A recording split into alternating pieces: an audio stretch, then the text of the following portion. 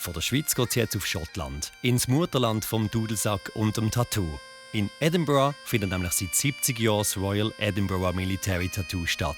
Das ist das grösste Musikfestival von Schottland und ist auch die Vorlage oder die Inspiration für das Basel Tattoo.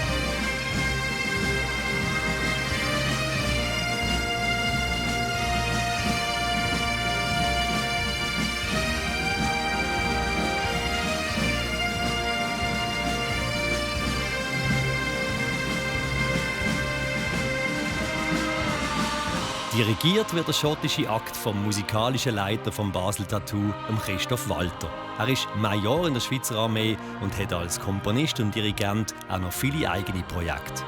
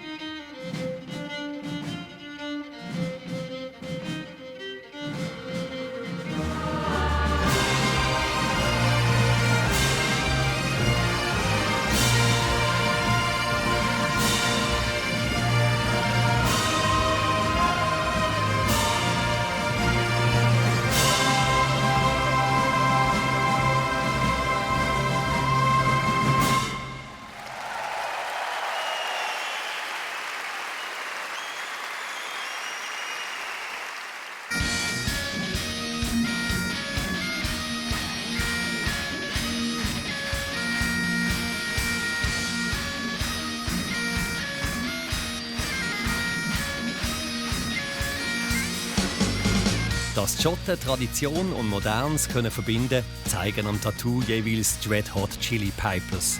Sie sind schon ein paar Mal zu Basel zu Gast und machen einfach immer gute Stimmung in der Arena. So auch letztes Jahr mit diesem Rock-Medley.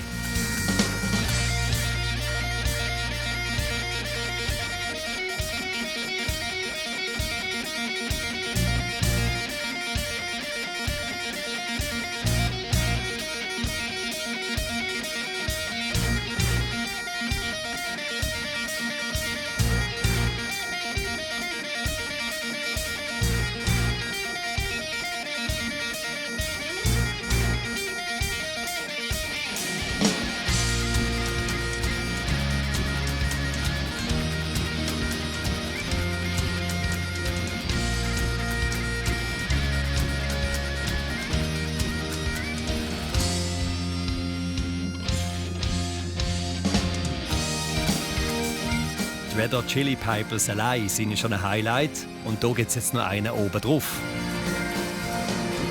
Die Canadiana Celtic Highland Dancers.